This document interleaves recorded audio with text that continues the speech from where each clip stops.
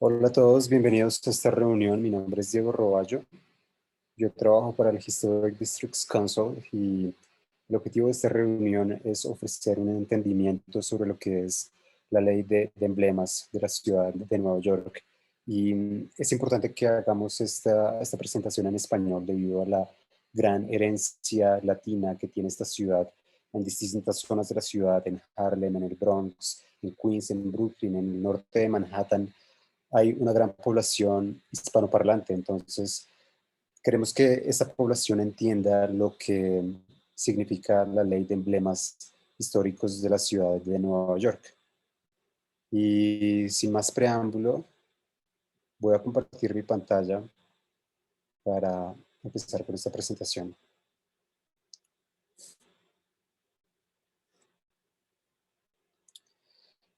Bueno, la designación de emblemas históricos en la ciudad de Nueva York es muy importante por, por dos razones. Una es por la preservación cultural y la otra es por la preservación arquitectónica. La ciudad de Nueva York es una ciudad muy rica en términos de cultura y de arquitectura, y lo que hace la ley de preservación de emblemas históricos es preservar esta cultura y preservar esta herencia arquitectónica. De lo contrario, cualquier persona podría erradicar o borrar o demoler cualquier tipo de construcción o lugar que tenga relevancia cultural o arquitectónica para un barrio en específico de la ciudad de Nueva York. Y también una vez una propiedad o un lugar alcanza estatus de emblema por parte de la ciudad de Nueva York, existen múltiples beneficios sociales y económicos que ya vamos a ir explorando a lo largo de esta presentación. Para que un sitio pueda ser considerado emblema de la ciudad de Nueva York, la Comisión de Emblemas Históricos, que es el ente gubernamental de la ciudad de Nueva York que se encarga de designar emblemas históricos, tiene unos aspectos que considera eh, importantes, imprescindibles para poder darle estatus de emblema a una propiedad o o a un sitio. El primero es que la propiedad debe tener más de 30 años de existencia. Ese es el requisito principal, primordial, y de ahí parte todo. Si una propiedad no tiene más de 30 años de existencia, no califica para que sea un emblema de la ciudad de Nueva York. Entonces, partiendo de ese requisito principal de mínimo 30 años de existencia, de ahí parten otros requisitos que es que la Comisión de Emblemas Históricos de la ciudad de Nueva York tiene en cuenta, como por ejemplo el valor histórico, el carácter histórico, ya sea arquitectónico o cultural de esta propiedad. Y también que la propiedad haya contribuido al desarrollo, al desarrollo o a la herencia de la ciudad o del estado o de la nación. Y en cuanto al valor arquitectónico de una propiedad, la Comisión de Emblemas Históricos de la Ciudad de Nueva York eh, tiene en cuenta el tipo el estilo arquitectónico, por ejemplo, el arquitecto que diseñó esa propiedad, si es un arquitecto prominente que haya sido conocido durante su época y que haya diseñado otros edificios relevantes, no solo en Nueva York, sino en otras partes. Y en cuanto al valor cultural, este puede ser un poco más subjetivo porque su definición es mucho más amplia. Y el valor cultural de una propiedad se basa en los aportes en cuanto para la identidad, los aportes de la cultura, los aportes de una cierta comunidad que un lugar haya tenido para el desarrollo de la identidad de esta cultura. Entonces, por ejemplo, hace, hace unos años la Comisión de Emblemas Históricos de la Ciudad de Nueva York estaba considerando una iglesia en East Harlem que se llamaba The First Spanish Methodist Church. Y el criterio que tenía para designar esta propiedad como emblema de la ciudad de Nueva York era puramente cultural y finalmente no designaron esa propiedad como emblema de la ciudad, pero la razón por la cual la consideraron como potencial emblema de la ciudad fue por los eventos que ocurrieron en esa iglesia. Específicamente, en East Harlem había un grupo de un grupo de gente que hacía campañas para favorecer los beneficios sociales y económicos de la ciudad, de las comunidades de color de la ciudad de Nueva York, y ese grupo se llamaba The Young Lords. Y este grupo de Young Lords tuvo una reunión en esa iglesia en la que obtuvieron mucha atención mediática y fue un evento muy importante culturalmente para East Harlem. Entonces, ese es un ejemplo de una propiedad que puede llegar a ser considerada como emblema cultural debido a los hechos que ocurrieron en ese sitio. Bueno, y una vez una propiedad obtiene estatus de emblema histórico, existen ciertos requisitos, existen ciertos beneficios y en cuanto a la regulación y los requisitos de una propiedad que ya ha sido destinada como emblema de la ciudad, se encuentra la regulación de toda la modificación física de la propiedad, específicamente de la fachada, de la parte frontal, de la parte visible. Eh, Usualmente, eh, cuando una propiedad ha sido designada como emblema de la ciudad de Nueva York, toda esta regulación de la modificación física de la propiedad tiene lugar en la fachada, en la parte visible de esta propiedad. Y muy pocas veces hay regulación en cuanto al interior de esta propiedad. Eh, Más adelante vamos a hablar de los distintos tipos de emblemas que la Comisión de Emblemas Históricos puede designar, pero para adelantarnos un poco, uno de esos emblemas es un emblema interior. Cuando una propiedad ha sido designada como un emblema interior, quiere decir que el valor de esa propiedad está adentro de, de la propiedad, del edificio. Entonces, en ese caso, la regulación de toda modificación física tendría lugar en el interior de esa propiedad. Pero usualmente, eh, cuando una propiedad ha sido designada como emblema de la ciudad, toda regulación tiene lugar en la parte física, en la fachada, que se respeten los detalles arquitectónicos, que el mantenimiento sea apropiado, que los materiales que los arquitectos estén utilizando sean los apropiados y que respeten la historia de esa propiedad en cuanto a estilo arquitectónico.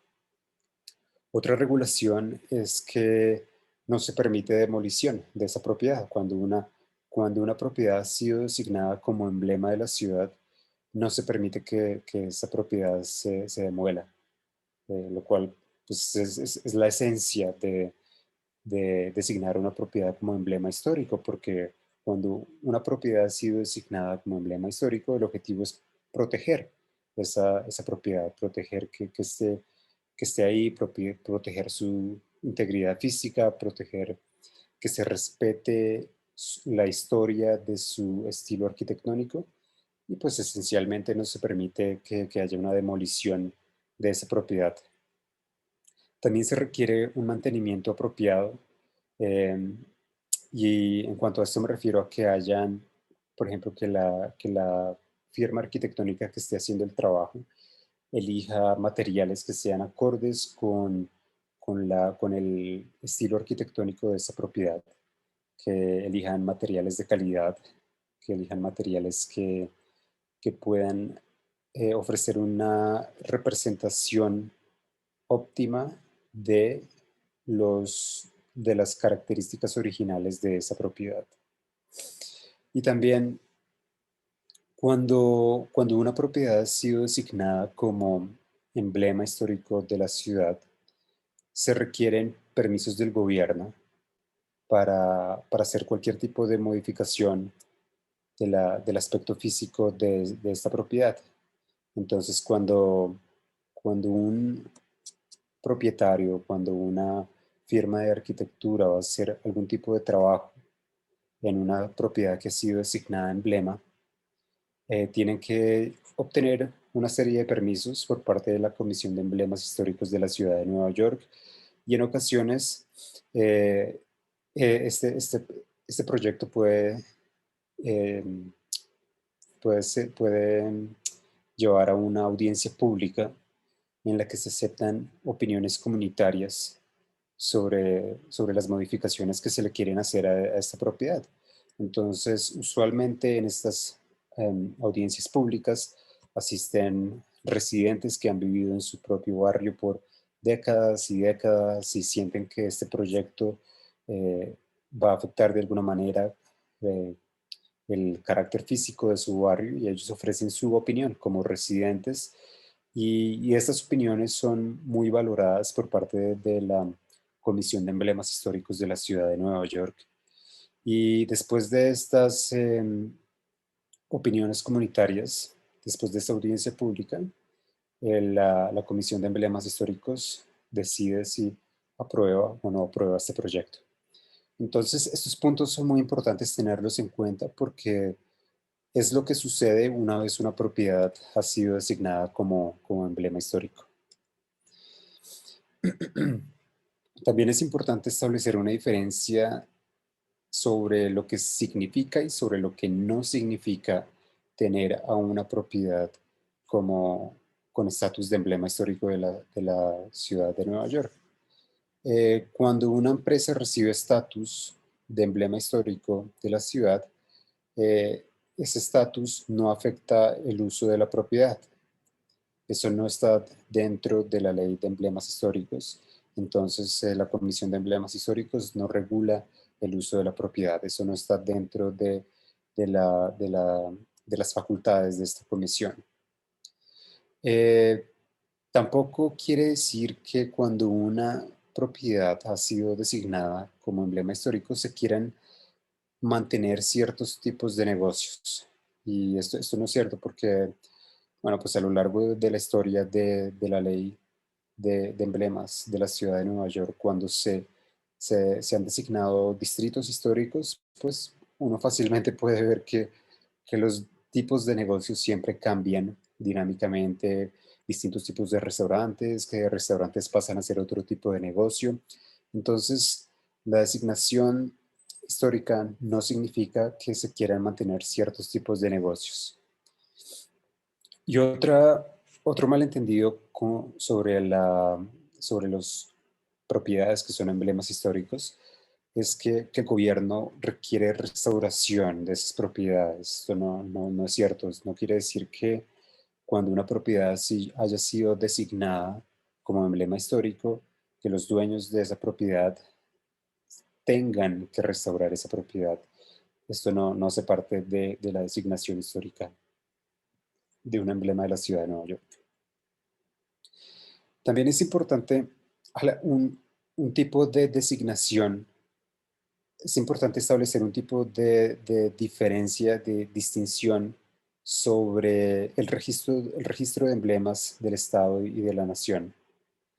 Y es muy importante establecer esta diferencia porque muchas veces existen confusiones sobre lo que significa este registro de emblemas del Estado y de la Nación y sobre lo que significa la Comisión de Emblemas Históricos de la Ciudad de Nueva York. El primero, el registro de emblemas del Estado y de la Nación, es una distinción que se da a nivel estatal, que se va a nivel estatal y nacional. Por lo contrario, la, el tipo de designación que ofrece la Comisión de Emblemas Históricos de la Ciudad de Nueva York es una designación que se da a nivel local, a nivel de ciudad. Y esta designación local tiene muchas más regulaciones. Y entender la diferencia entre estos dos tipos de designaciones es muy importante. Por ejemplo, Cuando una propiedad ha recibido esta distinción de registro de emblemas del Estado y de la Nación, eh, el proceso que lleva a cabo el Estado para poder ofrecer este tipo de distinciones es que el lugar tenga integridad en cuanto a su locación, diseño, los materiales, la historia, y tiene que tener más de 50 años, a diferencia del eh, emblemas históricos a nivel local de la ciudad que exigen un mínimo de 30 años. En este tipo de distinción de registro de emblemas del Estado y de la Nación se exige un mínimo de 50 años. Otros requerimientos es que estos lugares deben estar asociados con eventos que hicieron una contribución significante a la historia de alguna ciudad, de algún estado, de la nación. También pueden estar asociados con personas significativas del pasado y tienen que tener características únicas en cuanto al tipo, al periodo o al método de construcción. Entonces, aquí hay un cuadro que establece estas distinciones. Por ejemplo, el Registro Nacional de Emblemas Históricos regula solo las modificaciones públicas, las modificaciones que tienen por parte de alguna entidad pública. Y los emblemas históricos de la ciudad regulan cualquier tipo de modificación, como expliqué anteriormente, especialmente modificaciones sobre la fachada, sobre la parte exterior de la propiedad. El Registro Nacional actúa como una autoridad de carácter consejero, es decir, que no tiene autoridad para regular.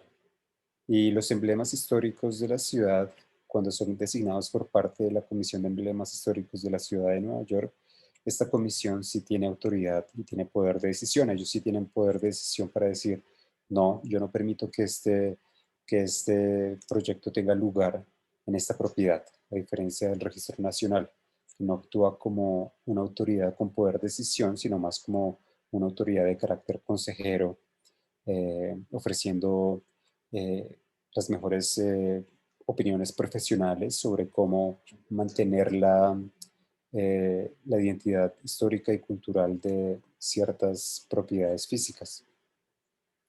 El Registro Nacional también implica una revisión ambiental y los emblemas históricos de la ciudad de Nueva York no tienen esta revisión ambiental. El Registro Nacional también provee beneficios de impuestos para propietarios comerciales y de bajos recursos. Y ese es un incentivo muy, muy importante que motiva a muchas personas para aplicar para este Registro Nacional. Los beneficios sobre los impuestos, sobre las construcciones para personas de bajos recursos. De lo contrario, por otro lado, los emblemas históricos de la ciudad de Nueva York eh, otorgan subsidios para organizaciones sin ánimo de lucro y propietarios de bajos recursos. Entonces, en este caso, ofrecen un tipo de beneficio similar. Los dos ofrecen incentivos económicos. Bueno, el Código Administrativo de la Ciudad sobre la Ley de Emblemas, ya adentrándonos un poco más sobre la Ley de Emblemas, establece que el objetivo de la Ley de Emblemas de la Ciudad de Nueva York es proteger la herencia histórica de la ciudad, promover el orgullo cívico, promover el turismo, fortalecer la economía y promover la educación pública. Y cuando, cuando uno observa el proceso de designación para una propiedad o para un distrito, uno se da cuenta que hay una sección de ese proceso en el que la Comisión de Emblemas Históricos hace una investigación muy profunda sobre la historia, sobre el estilo arquitectónico, sobre los arquitectos, sobre el contexto social, sobre el contexto económico a nivel local, a nivel nacional, a nivel de Estado, que tenía lugar cuando esa propiedad fue construida.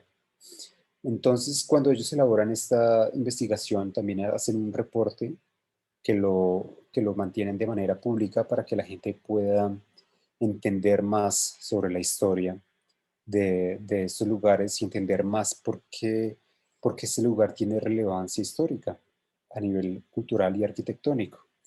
Entonces, estos reportes son un ejemplo perfecto del- de la labor educativa que tiene la Comisión de Emblemas Históricos.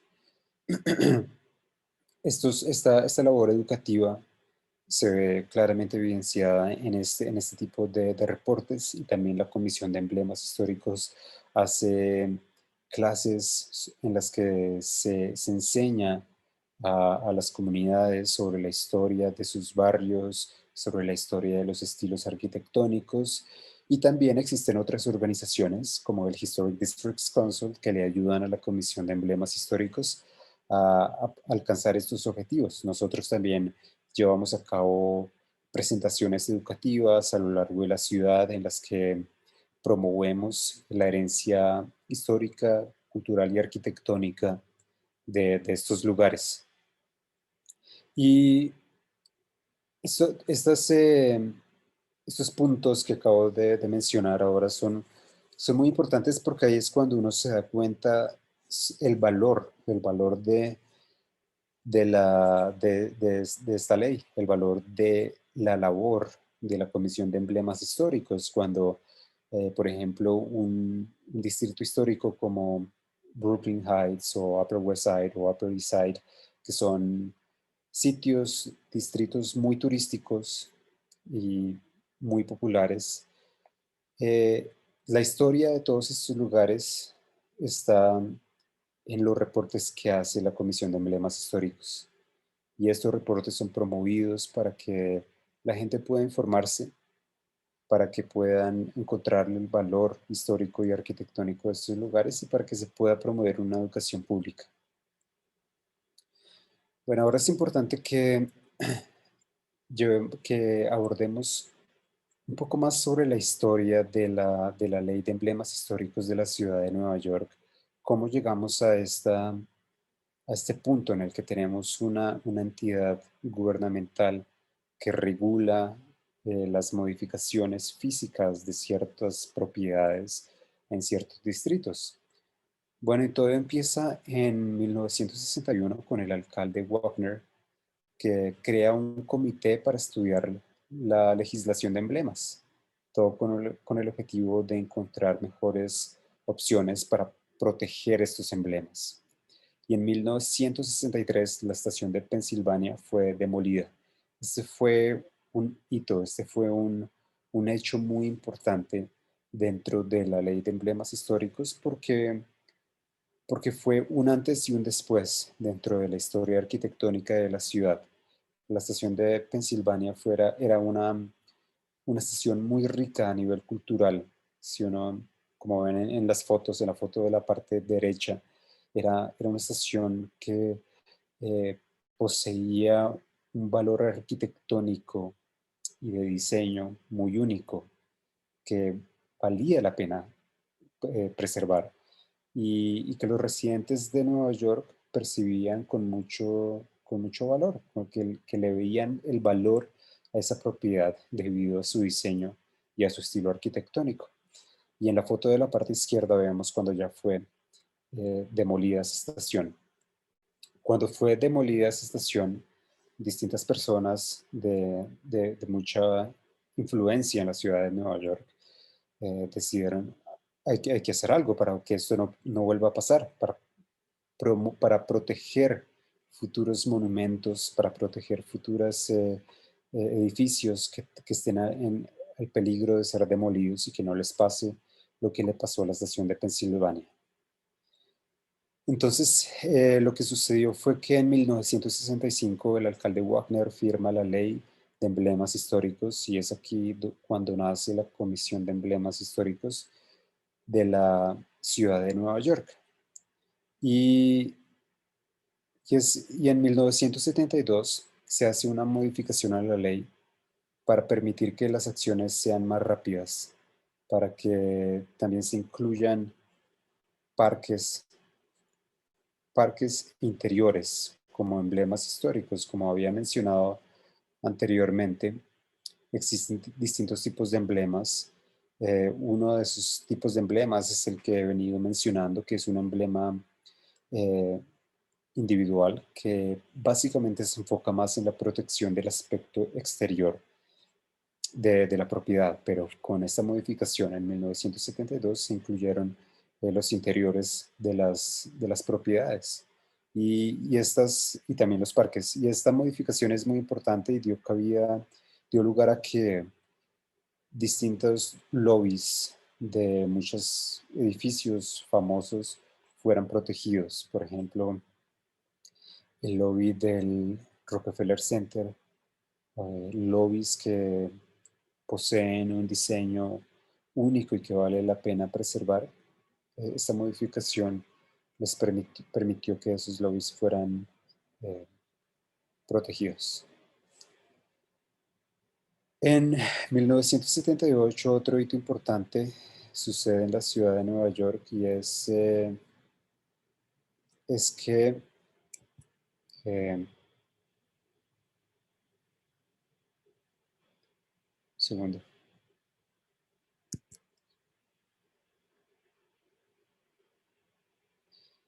y es que en 1978 hay una batalla legal de Penn Central versus la ciudad versus la ciudad de Nueva York. Y esta fue una batalla legal en la que personas muy prominentes querían proteger eh, la, la estación de Penn Station. Eh, en la foto pueden ver, por ejemplo, a Jacqueline Kennedy, que ella fue una persona que lideró esta iniciativa. Bueno, entonces, adentrándonos un poco más sobre ejemplos, un emblema individual, que es un emblema al cual se le protege su aspecto exterior. Un ejemplo de esto podría ser la Biblioteca Pública de la Ciudad de Nueva York, que fue designada en 1967. Y como podemos ver en la foto, los detalles arquitectónicos, el estilo arquitectónico que posee esta propiedad son evidentes.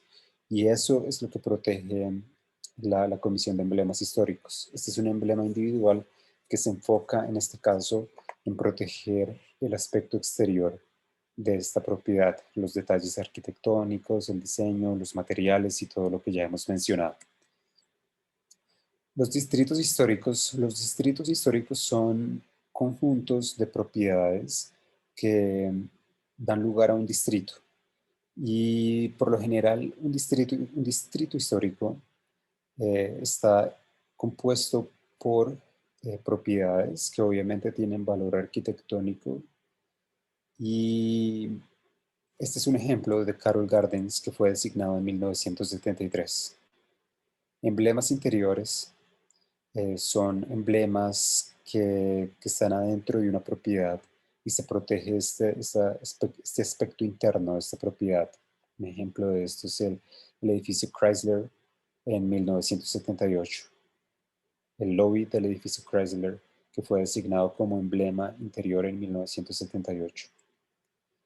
Y los emblemas escénicos son emblemas exteriores que, en este caso, Central Park fue designado un emblema escénico en 1974, obviamente por su valor y por su mérito ambiental y por las características a nivel de naturaleza y de paisajismo.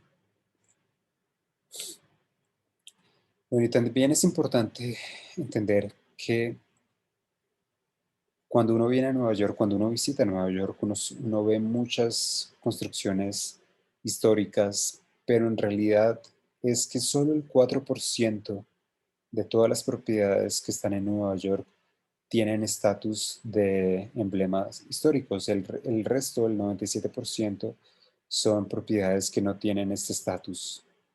Y, y esto es muy importante entender porque es muy común escuchar sobre constructores que se quejan de que estos emblemas no permiten el desarrollo de la ciudad, pero ellos aún tienen el 97% de la ciudad para llevar a cabo sus proyectos y solo el 4%.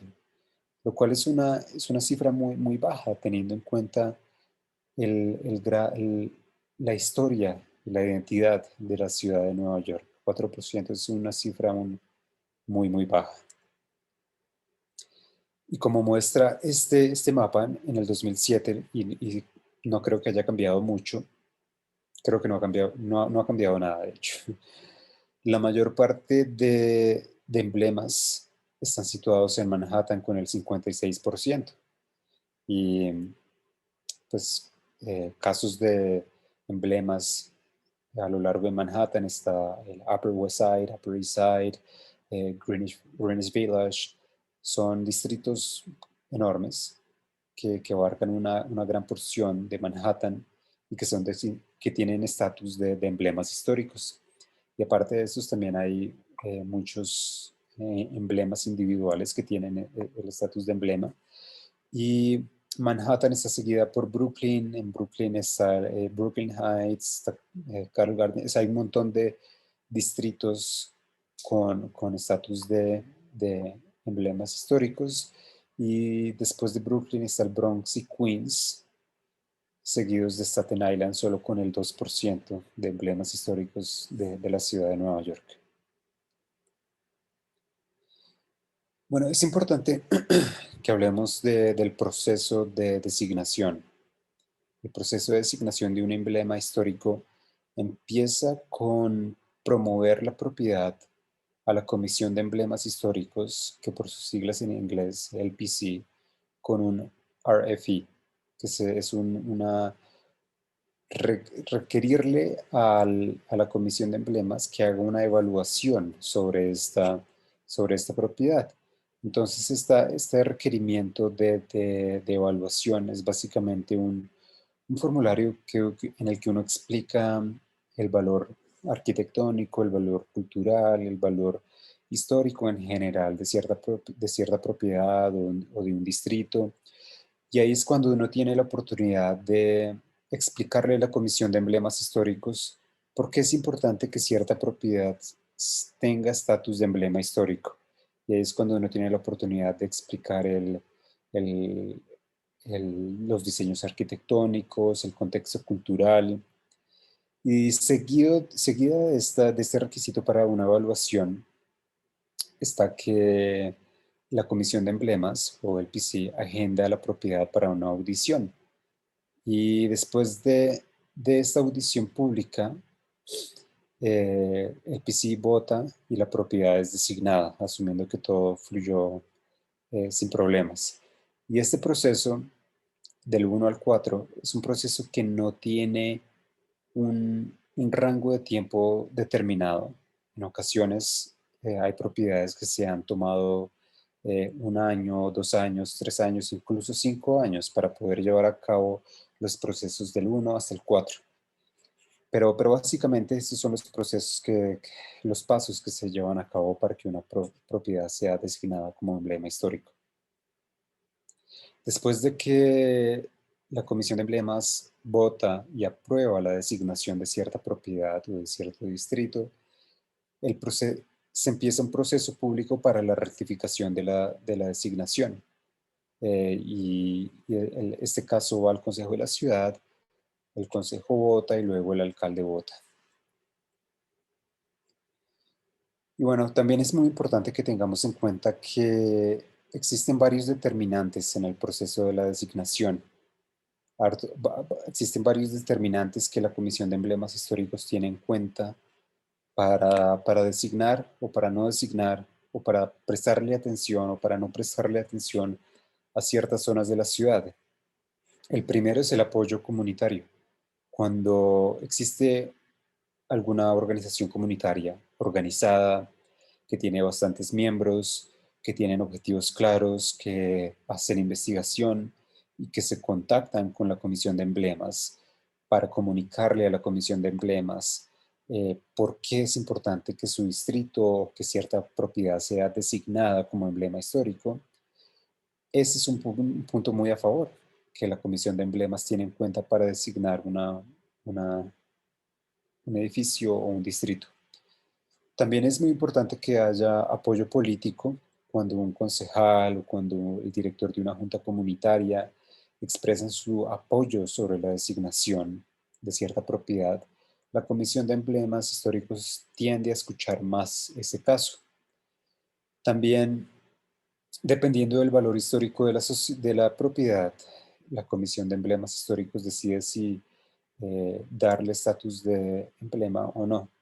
Y también el nivel de amenaza para la propiedad, si es una propiedad que es muy apetecida por constructores, puede que la Comisión de Emblemas tienda a prestarle más atención a esa propiedad.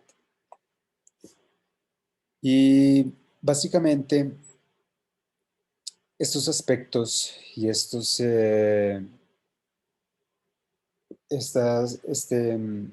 explicación de emblemas de lo que significa obtener estatus para una propiedad de emblema histórico es muy importante que sea entendido en español porque, como mencioné al principio, la ciudad de Nueva York está compuesta por comunidades latinas, hispanoparlantes, y ofrecer información sobre lo que significa la ley de emblemas históricos en español es importante para que estas comunidades se involucren dentro del proceso. Como mencioné, la Comisión de Emblemas Históricos tiene muy en cuenta el apoyo comunitario, tiene muy en cuenta el valor que cierta comunidad le da a su barrio para decidir prestarle atención o no. Entonces, esta es una invitación para que todas las comunidades hispanoparlantes que viven en cualquier barrio de Nueva York se involucren en el proceso de designación de emblemas históricos. Y con esto doy fin a esta presentación. Muchas gracias a todos los que han escuchado esta presentación y si tienen alguna duda, por favor visiten nuestra página web que es hdc.org. Recuerden que el nombre de la organización para la que yo trabajo es Historic Districts Council y mi nombre fue Diego Roballo. Muchas gracias.